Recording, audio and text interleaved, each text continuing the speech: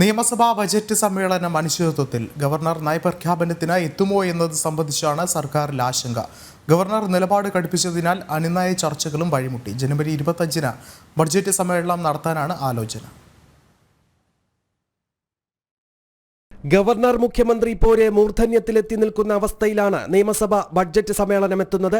നേരത്തെയും സമാന സാഹചര്യം ഉണ്ടായിരുന്നുവെങ്കിലും അനുനയ ചർച്ചകൾക്കുള്ള വഴി ഒരുങ്ങിയിരുന്നു.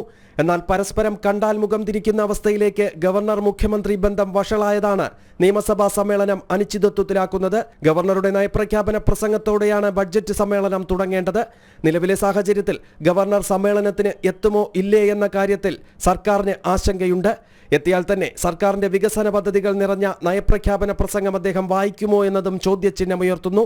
നയപ്രഖ്യാപനത്തിൽ ഗവർണർക്കെതിരായ വിമർശനം സർക്കാരും ഉയർത്തിയേക്കാം. ആ ഭാഗം ഗവർണർ വായിക്കാതെ ഒഴിവാക്കിയാൽ തന്നെയും സർക്കാരിനെതിരായ വിമർശനം ഗവർണർ ഉന്നയിക്കാനുള്ള സാധ്യതയും തള്ളിക്കളയാനാകില്ല. ഇനി ഗവർണർ വായിക്കാതെ ഒഴിവാക്കിയാലും നയപ്രഖ്യാപന പ്രസംഗം പൂർണ്ണമായി നിയമസഭാ രേഖകളിൽ വരുമെന്നതിനാൽ സർക്കാരിന് അക്കാര്യത്തിൽ ആശ്വാസമുണ്ട്. ജനുവരി 25-ന് ബജറ്റ് സമ്മേളനം നടത്താനാണ് നിലവിലെ ആലോചന. അതിനു മുൻപ് ഗവർണറെ അനുനയിപ്പിക്കുന്നതിനുള്ള നീക്കങ്ങളും ഉണ്ടായേക്കും. അതിനോടുള്ള ഗവർണറുടെ പ്രതികരണം എങ്ങനെയാകുമെന്നതാണ് വരും ദിവസങ്ങളിൽ നോക്കിക്കാണേണ്ടത്. ജനം, തിരുവനന്തപുരം.